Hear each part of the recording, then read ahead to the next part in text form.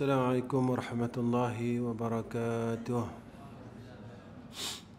Alhamdulillahi rabbil alamin. Wassalatu wassalamu ala asyrafil anbiya'i wal mursalin wa ala alihi wa sahbihi ajma'in. Rabbi israh lana sudurana wa hlul 'uqdatam min lisanina yafqahul qawlana, amma ba'd. Pertama sekali kita panjatkan puji dan syukur kepada Allah Ta'ala dengan hidayah, taufik dan i'anah dan ketentuan yang baik. Malam ni dapat kita jumpa, alhamdulillah, syukur dengan Allah Subhanahu wa Ta'ala.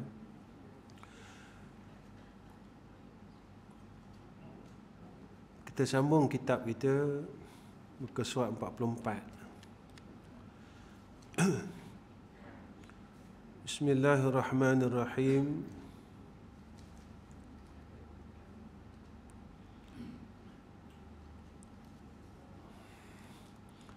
Qala musannif rahimahullahu ta'ala, dan syarat yang kelima. Syarat yang kelima untuk kita berjalan kepada hadrah Allah. Maknanya syarat yang kelima untuk kita jadi hamba Allah. Nanti kan berjalan ke hadrah Allah macam mana rupa kan? Nak jadi hamba Allah, supaya kita ni terlepas jadi hamba yang selain Allah. Maknanya terlepas daripada menjadi sehamba selain Allah. Hamba apa ya? Hamba dunia, hamba makhluk, hamba syaitan, hamba nafsu. Sebab apa?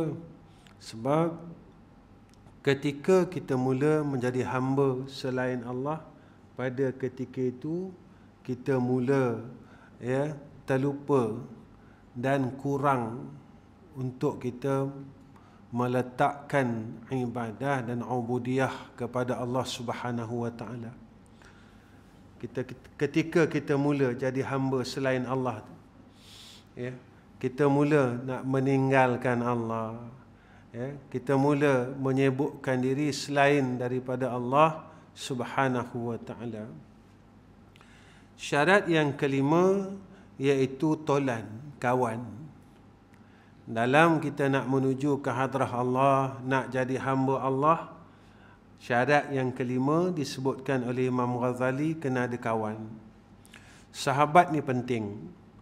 Sebab sahabat ni dia yang disebutkan oleh Imam Al-Ghazali rahimahullah ta'ala, iaitu sahabat yang boleh menjadikan kita kekuatan untuk berbuat baik.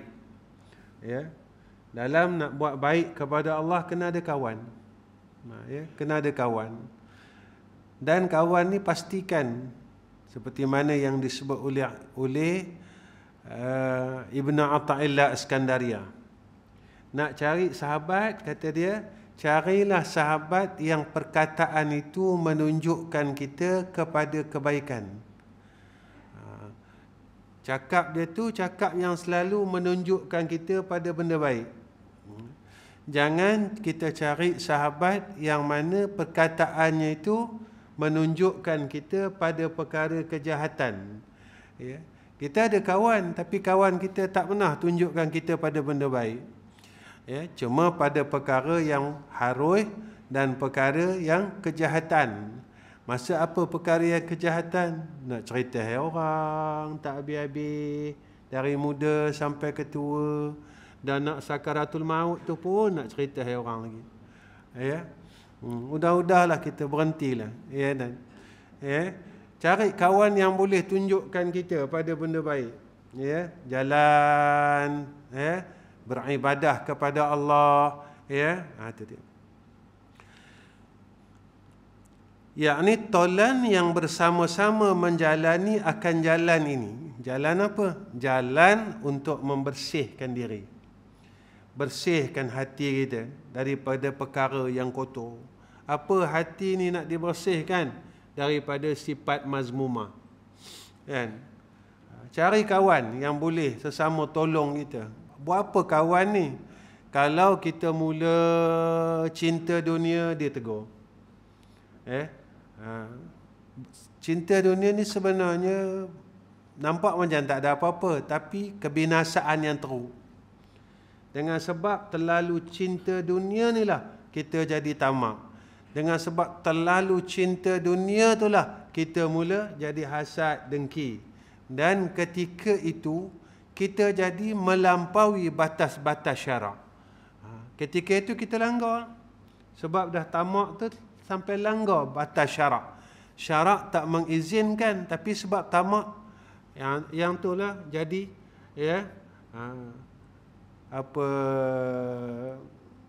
reta aku, reta koma, reta aku. Ni dia masalah ni. Sebab tamak,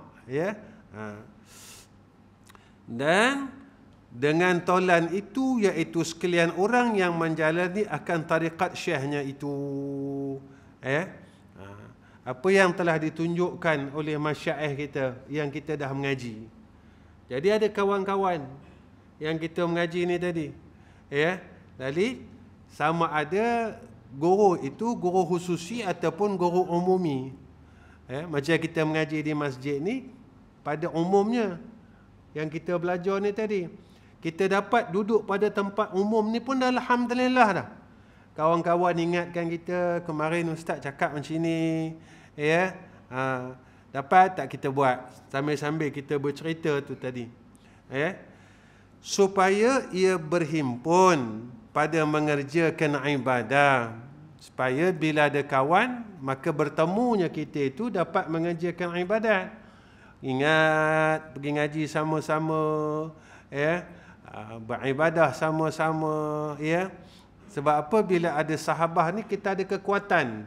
Bila seorang-seorang ni kita tak pernah mampu. Contoh dia macam ni. Sebab itu kalau kita di rumah, kita nak semayang sunat ni rasa lemah, bila di rumah. Sebab apa? Sebab kita seorang-seorang. Kita semayang seorang-seorang kan, toleh kanan, toleh kiri, tak ada orang, kan? Jadi kita jangan kata semayang sunat, kadang-kadang wirid pun tak ada, bukan kadang-kadang, selalu apa itu, jadi lepas assalamualaikum doa pun Rabbana atina fid dunya hasanah wa fil akhirati hasanah wa qina adzabannar, tutup. Tapi bila kita ada kawan, contohnya ketika kita datang ke masjid, ramai kawan kita, ada kita tengok ada kekuatan nak buat, nak semayang sunat, ada kekuatan bila orang ramai semua semayang. Jadi kita seronok untuk mengerjakan, ada satu kekuatan, ada satu roh atas kita untuk berbuat baik. Ini penting dia kawan. Masya-Allah, Dan mengerjakan ratib dan mengerjakan zikir, kawan kita ingatkan kita sesama zikir, Itu orang tua saya dia cukup pesan, kalaulah tak ada zikir yang khusus, dia kata sekurang-kurangnya dia kata amalkanlah zikir Imam Ghazali yang seminggu tu. Hari Isnin ini, hari Selasa ini, kan, sekurang-kurangnya kata dia, kita ada zikir tu dalam diri kita. Sebab zikir ni tuan-tuan kekuatan, hati yang sentiasa ingat Allah, maka kata Nabi SAW, dia terpelihara, dilindungi daripada belalai-belalai syaitan. Apa dia belalai syaitan? Bisikan syaitan pada perkara yang tidak baik. Zaman ni tuan-tuan, zaman kita rasa macam, macam mana boleh berlaku itu, boleh berlaku ini, orang hina agama, orang hina Nabi, kan? Macam mana tak ada macam mana tuan-tuan. Ketika kita mula lupa kepada Allah, mula jauh dengan dia, kita jauh, kita jarang dah sebut dia. Lepas itu hadis kiamat ini Nabi sebut, tidak akan sekali-kali dikiamatkan oleh Allah akan dunia ni sehinggalah masih ada orang yang mengingati Allah, menyebut nama Allahu, kata Nabi. Ketika orang mula dah lupa Allah, dah mula tak nak sebut Allah, dalam rumah tak sebut Allah, tak ada zikir dah dalam rumah, dah korang dah. Lepas itu dalam rumah kita dah korang dengar orang baca Quran. Kalau dulu ada waktunya, mana waktu dia? Lepas maghrib. Kan? Lepas maghrib, kita belajar Quran lepas maghrib. Kan? Ada rumah kita ada orang baca Quran. Ada je orang baca Quran. Ya, seminggu sekali dengar mak kita baca Quran, Yasin. Ya, ada orang baca Yasin dalam rumah. Ya, sekarang ni nak dengar orang baca Yasin tunggu orang meninggal. Jadi takkan tiap-tiap minggu orang rumah tu meninggal, habislah tuan-tuan. Ya. Jadi kita ni tadi buatlah macam mana yang Nabi suruh. Nabi kata la taj'alu buyutakum kal qabr. Jangan kamu jadikan rumah kamu seperti mana kubur, Nabi kata. Kubur ni dia tak meriah melainkan ada orang mati. Bila tak ada orang mati tak meriah dah tuan-tuan kubur ni. Tapi bila ada orang mati baru meriah. Dan ketika tu baru orang tanya, siapa yang meninggal? Ramai tu. Nampak? Ya. Kalau tak ada orang meninggal, kubur ni akan sunyi dan tak ada siapa pedulikan kubur. Tak ada siapa nak bertanyakan hal kubur. Begitulah isyarah daripada Nabi. Nabi kata, la taj'alu buyutakum kal qabr. Jangan kamu jadikan rumah-rumah kamu seperti mana kubur. Ada dengar orang baca Quran, ada dengar orang berzikir. Ya? Dan supaya bertolong-tolong dalam berbuat kebaikan. Jadi kawan kita ni boleh tolong kita dalam berbuat baik. Ini perintah tuan-tuan. Ta'awanu 'alal birri wat taqwa wa la ta'awanu 'alal ithmi wal 'udwan. Bantulah, kita tolong-tolong dalam perkara kebaikan, jangan tolong pada perkara kejahatan dan kemaksiatan. Jadi dengan ada sahabat kita boleh tolong kita dalam berbuat baik. Dalam nak buat baik, tuan-tuan, masya-Allah zaman ni orang dah keliru tuan-tuan. Mana baik, mana jahat. Yang baik orang kata jahat, yang jahat orang dah kata baik. Ya. Zaman ni jadi zaman dah macam-macam hal. Ya.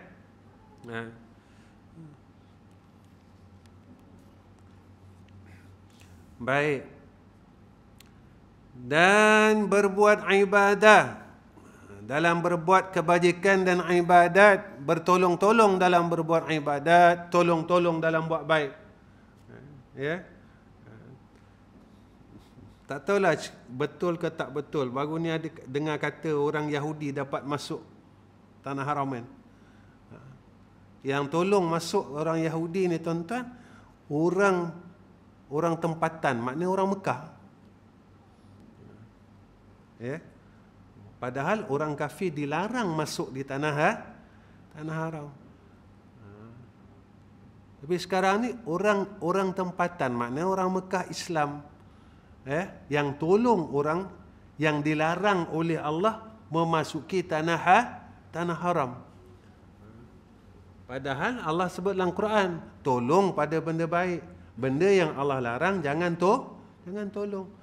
Jadi sekarang ni orang dah tak tahu mana patut ditolong, mana patut tak payah tolong. Orang dah tak tahu, dah kurang dah. Tapi orang bijak tuan-tuan, sekarang ramai orang bijak daripada orang yang tidak bijak. Tahun 60-an, tahun 70-an dulu nak dapat orang periksa penilaian 5A susah. Susah tuan-tuan, kira budak tu betul-betul bijak. Sekarang sampai A habis. A itu habis. Ya. Adalah yang dapat B, ya. Bila tanya kenapa engkau dapat B tak dapat A dah habis, semua orang ambil katanya. Ya, saya ambil lah B katanya.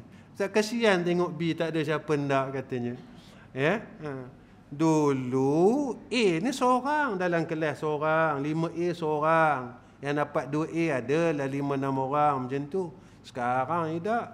Boleh katakan 80% A, 5A. Ya? Baik. Jadi sekarang orang bijak Ramai. Kata orang bijak. Sekarang orang bijak dah ramai. Orang yang tak bijak kurang. Itu orang Melayu bila dah terlalu pandai jadinya. Dah pandai lah. Itu orang panggil Pak Pandai. Baik.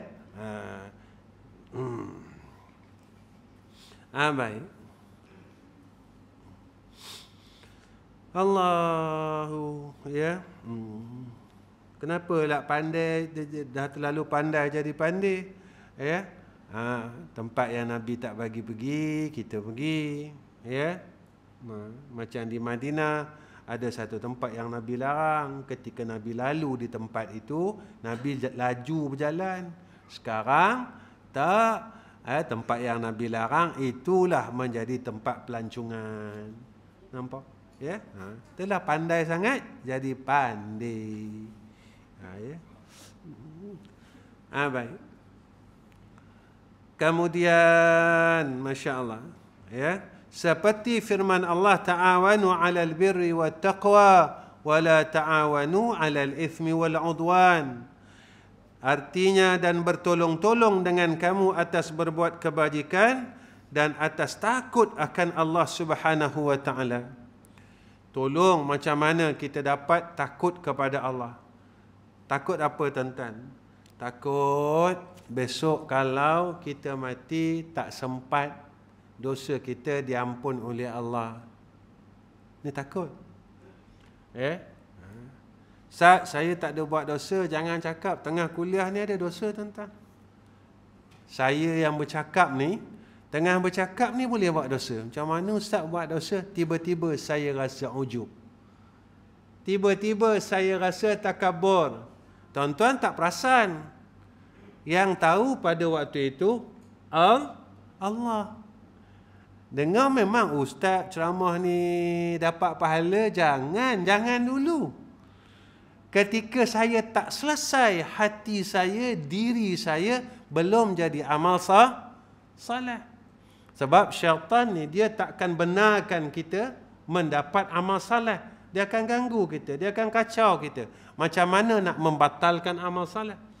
Lepas itu takut ni disebut oleh ulama takut dengan dosa. Kita berbuat dosa kepada Allah, lalu kita takut dengan Allah disebabkan dosa dan maksiat kita. Yang paling takut apabila kita mati, dosa itu masih belum diampunkan oleh Allah. Ustaz, alhamdulillah, saya pergi Mekah kemarin, saya sudah nangis-nangis Ustaz. Dah habislah dosa saya Ustaz. Itu dosa dengan Allah, dosa dengan orang belum. Itu yang saya kabarkan. Dosa dengan orang, kita umpat orang, wajib kita minta maaf dengan orang tu. Kalau kita hutang orang, wajib kita minta halal. Ingatlah dulu lah. Kita dulu kalau kita habis beras, kita akan pinjam beras. Macam tak? Boleh tak pinjam beras semangkuk? Pinjam tu tak boleh, tuan-tuan. Tak boleh pinjam. Istilah pinjam tu tak kena. Baik. Dulu masa kita sekolah, lalu balik sekolah, nampak rambutan dah masak, petik 2-3 biji, makan sambil balik. Dah minta halal belum? Ustaz, pokok tu pun dah kena tebang Ustaz. Tapi dah minta halal belum dengan tuannya? Tuannya pun dah tak ada Ustaz. Anak dia tak? Cakap dengan anak dia. Kalau anak dia kata, aku tak halalkan, melainkan sebiji 1,000. Bayarlah tuan-tuan. Sebab rambutan dia, kan rambutan kita, nak macam mana? Siapa suruh awak ambil dulu? Baik.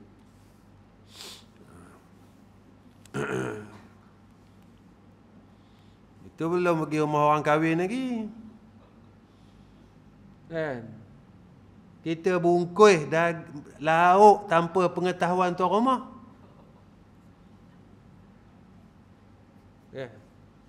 Kita bungkus lauk tanpa minta izin dengan tuan rumah. Kita kata tak apa, tuan rumah baik. Ya, baik. Ya.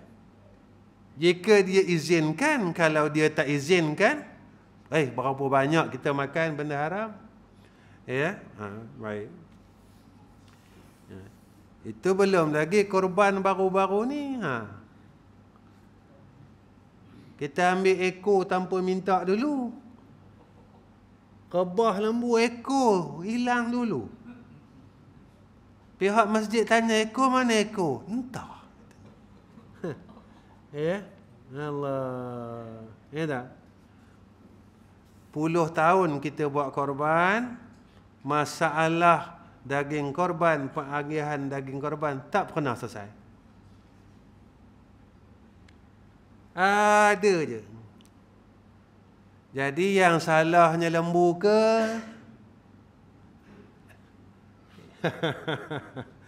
Ni salah lembu lah ustaz, kata dia.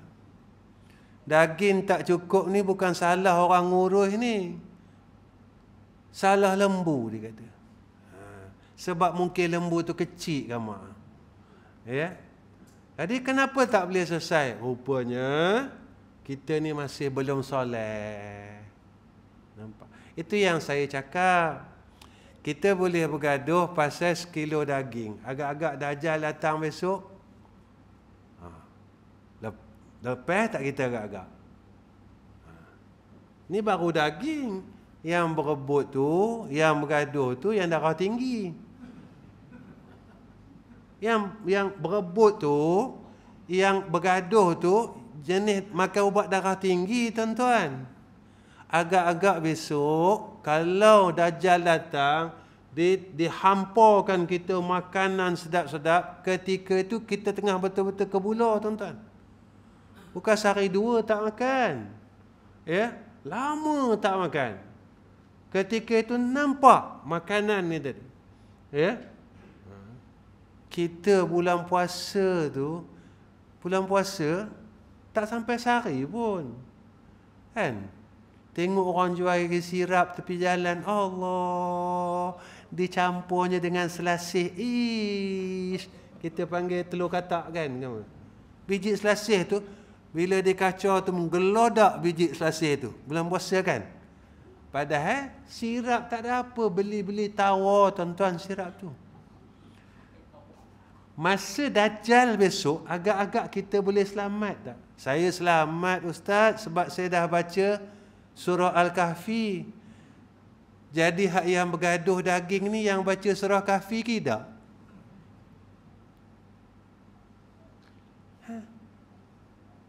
Jadi ini yang kita nak petikaikan. Ini yang kita nak fikirkan. Ya, aku ni selamat ke tak? Ya, sebab apabila dosa kita dengan Allah, kita taubat selesai.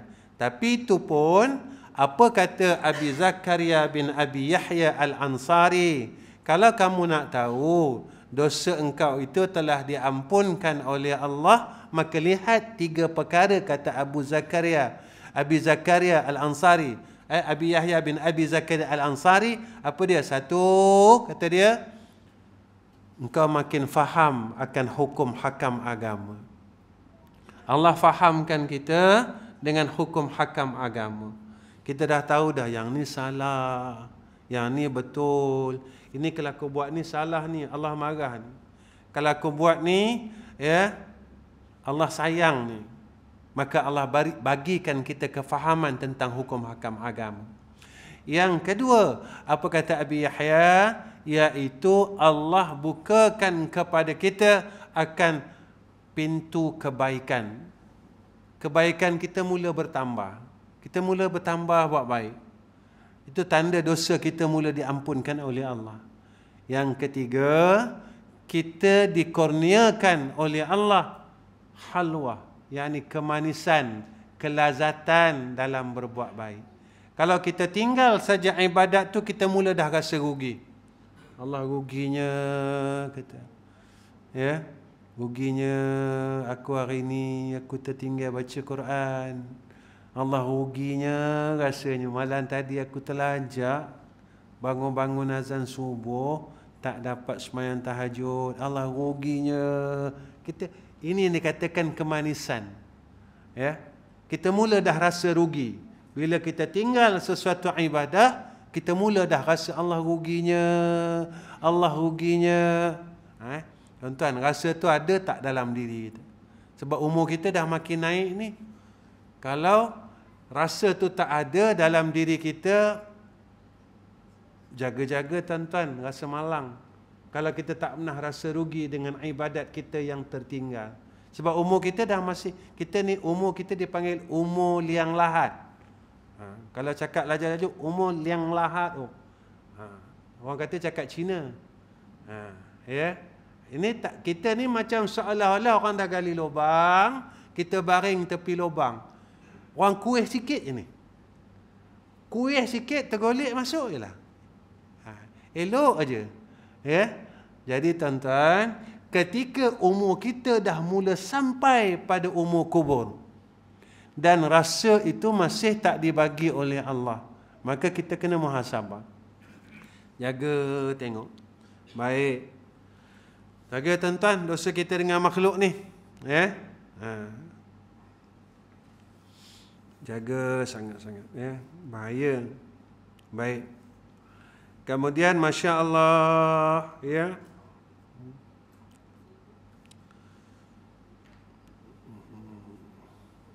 Dan jangan bertolong-tolong kamu, ya, jangan bertolong-tolongan kamu berbuat dosa dan atas berbuat pekerjaan yang zalim.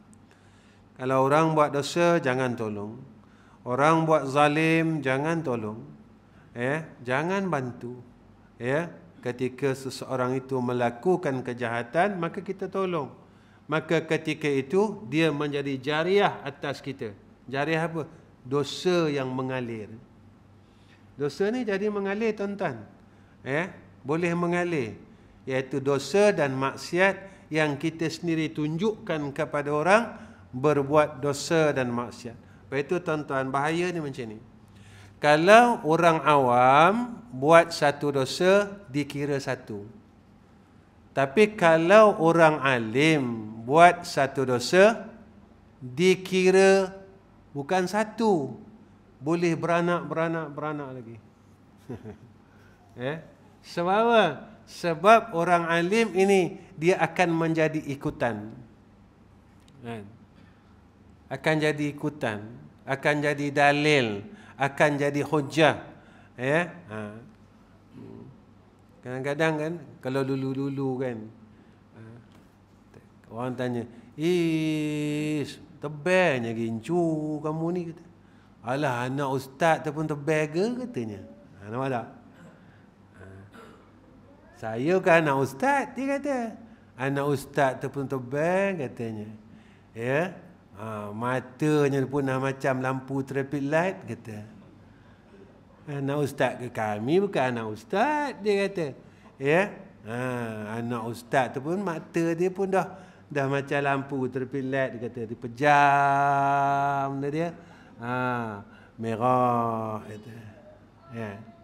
Dibuka celik hijau, kelap-kelap kat kelip kuning gitu. Ya. Dari dalil. Ya. Ustazah tu boleh sandinkan anaknya. Kita kan ustazah. Takkan ustazah tu tak tahu dalil, kan? Anak ustazah tu elok aja. Jadi orang yang alim ini bila dia buat, maka dosanya bukan satu, sebab dia bercambah dan bercambah. Jaga-jaga. Macam sekarang kan, ustaz elok, ya. Sekarang kan orang sibuk tengok wayang kan, tengok wayang. Jadi besok ada filem lain, orang pun jadi, ustaz tu tarik elok je tengok wayang, katanya. Bukan ustaz aja, budak-budak tapis pun tengok. Saya tak tapis, dia kata. Budak-budak tu dia hafal 30 juzuk, elok je tengok wayang. Jadi dia jadikan hujah, dia tengok wayang lain. Dia tengok cerita tu cerita cinta-cinta. Enak? Ya? Jadi hujah. Dia kata elok aja budak-budak tahfiz tu satu sekolah pergi tengok ayam. Kami ni tak adalah hafal Quran, kami cuma hafal lagu aja kata. Dia jaga-jaga. Ya.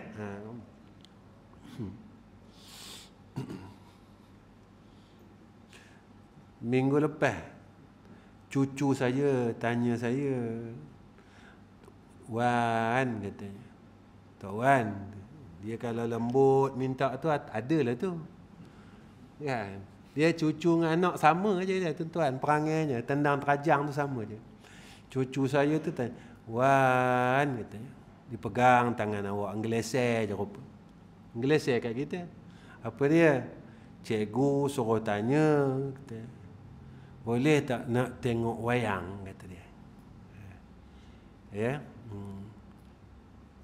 Saya khabar dengan cucu saya, cakap dengan cikgu, kalau cikgu nak pergilah, janganlah ajak kamu jelah. Ya.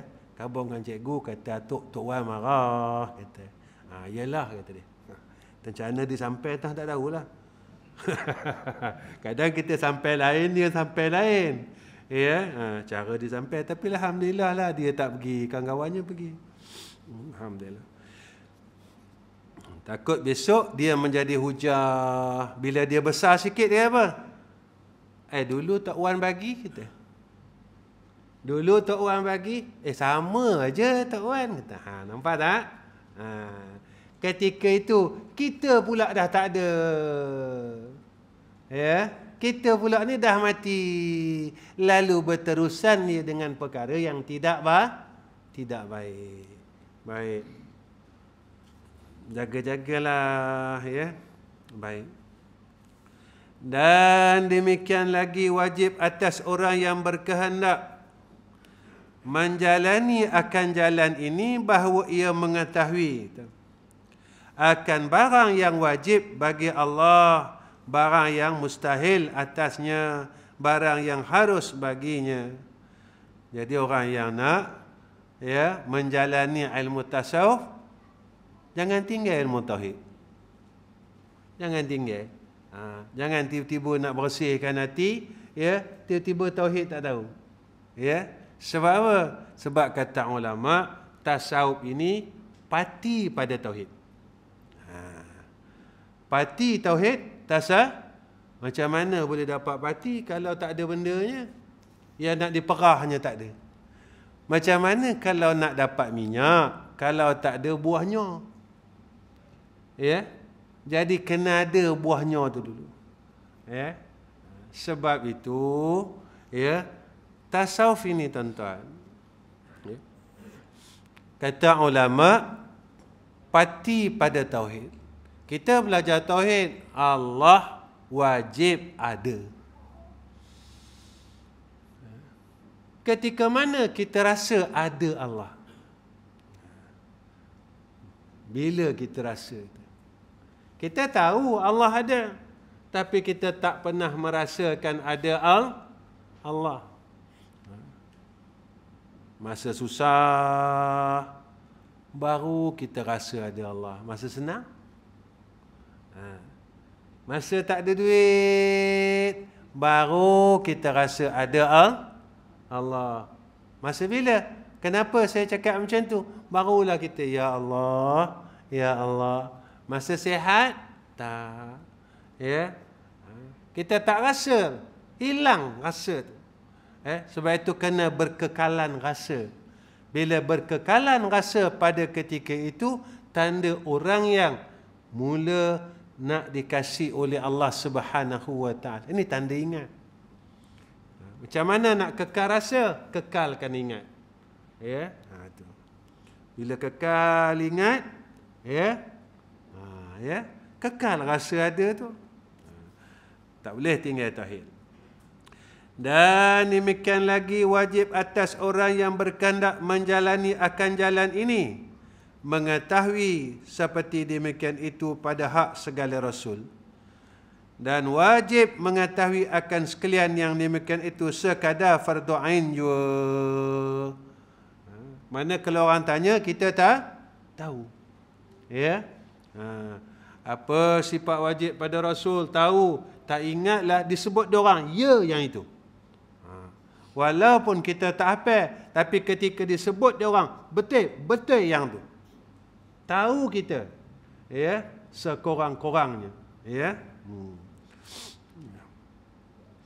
Yalah macam kita kalau tanya adik cucu kita, ya, Tok kata, cuba Tok baca sifat 20. Tak ingatlah Tok katanya. Ya. Tak ingat kita sifat, ya, kadang-kadang yang wajib lepas, yang mustahil pula tak lepas. Kadang yang wajib lepas, yang mustahil kata dia. Ya. Atuk ni dah tua, tak ingat katanya, ya. Padahal memang tak tahu. Ya. Dalam pada tak tahu tu pun dia buat dosa, tipunya cucu. Dah tak tahu tu satu benda tak elok, kemudian tipu cucu pula lagi. Dia buat dua benda tak elok. Ya. Allah, ya. Kita ni sebenarnya banyak kalau salah itu ni. Masa dulu pergi kedai, tiba-tiba kita jumpa kawan sembang-sembang, janji dengan anak nak beli gula-gula. Balik di rumah kita terlupa. Apa kita jawab? Ya, mana gula-gula adik? Kedai tutup, kita tak nampak. Ya. Jadi kalau kita dah tua ni, anak kita tipu kita, berbalalah tuan-tuan. Kita bertanya, Long, apa tak balik Long? Tipu kita. Ada mesyuarat, bah. Rupanya dia duduk di Langkawi tu. Ya. Berbalalah kita ditipu. Sebab apa? Sebab masa dulu kita pernah nipu mereka. Ya. Jadi kalau kita tak mahu kita ditipu, jangan senang. Ustaz, macam mana nak buat Ustaz? Supaya benda tu tak berlarut-larut. Senang aja. Seorang ayah jumpa anak-anak dia semua. Hari ini ayah minta maaf dengan semua anak-anak sebab masa kamu kecil dulu ayah rajin tipu kamu. Ya. Jadi tipu tu berhenti di situ dah. Dan anak kita dia tak akan tipu kita dah sebab kita dah minta maaf, berhenti. Selagi tak minta maaf dia akan bertali arus. Ya. Macam tuan-tuan boleh? Apa minta maaf dengan anak? Apa minta maaf? Susah oi. Apa nak minta maaf dengan anak? Nak jenis apa yang mesti melentin? Tak maulah. Apa minta maaf dengan anak? Dulu kamu masih kecil, apa begini dengan kamu? Ya, minta maaf. Seorang ayah yang baik, maka dia tidak akan malu untuk meminta maaf pada anak-anak. Ini ayah yang baik. Ya. Sebab apa? Ustaz, kenapa kena buat macam tu? Sebab Nabi kata macam tu. Nabi kata apa? Kalau nak tahu kamu ni orang saleh, Nabi kata tanya 3 golongan ni. 1, tanya isteri. 2, tanya anak. Ahli kamu, Nabi kata. 3, Nabi kata apa? Tanya jiran. Ya. Kalau mereka kata kita orang saleh, maka peluang kita untuk masuk syurga Allah cerah. Ya. Baik. Dan wajib mengetahui akan sekalian yang demikian itu sekadar yang fardu ain jua. Dan tiada wajib atas orang yang menjalani akan jalan ini mengetahui yang terlebih daripada sekadar fardu ain itu. Seperti yang disebut dahulu itu. Ya. Baik. Itu tanda masuk isyak ke betul? Nak masuk isyak? Jadi kita masuk isyak kita berhenti ya, cikgu ya? Boleh? Sekarang isyak lama kat pukul 9. Dia sebenarnya psikologi ya. Tapi saya sebenarnya tuan-tuan, saya pernah terfikirlah tapi saya tak tahu. Sekarang ni isyak sampai dah dia naik makin sayup-sayup nampak. Ya. Selalunya kalau maghrib 7.30, isyak lebih kurang 8.30. Kan? 1 jam. Ya. Sekarang kau sayup. makin sayup kan. Ataupun 8.40 1 jam 10 minit. Ya, sekarang dah macam dekat pukul 9 nak rasa. Ya. Makin sayup. Saya benda tu bukan jadi saya fikir tuan-tuan. Ya. Kenapa ya cakap putaran planet-planet dia dah mula ke kata. Berubah macam supermoon, apa, bulan dekat dengan bumi setahun berapa kali dah, boleh hampir kata 2 bulan sekali, ya, bulan dekat. Jadi saya bila tengok keadaan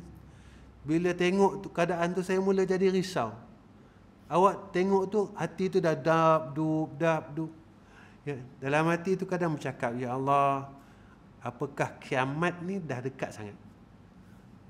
Sebab ketika planet dia dah mula hampir ke bumi. Ya. Yalah macam gerhana setahun berapa kali? Kalau dulu kita gerhana ni 3 tahun sekali. Zaman kita kecil itu jarang dengar gerhana. Perasan tak dulu kalau kita nak tengok gerhana ni, gerhana matahari, kita buat apa tuan-tuan? Ambil besin tuan-tuan, bubuh air. Kita ambil besin, bubuh air, tengok matahari tu. Memang nampak terang-terang. Mata pun tak sakit. Ya, cerdik orang dulu. Oi, dulu memang pakat-pakat tengoklah dalam besin tu. Ya. Tengah-tengah tengok kawan campak batu, memang kena marah lah. Sebab air tu berkocak kan. Oh, geram menolak rasanya. Dia nak tengok tu biar air tu tenang. Allah. Sekarang setahun berapa kali tuan-tuan? Lepas matahari bulan, lepas bulan matahari. Allah. Ya. Baik. Dan demikian lagi, dah sampai sini. InsyaAllah kita sambung bulan depan. Ya. Pukul 9 dah tu. Ya. Takat ni je. Dan demikian lagi. Ya.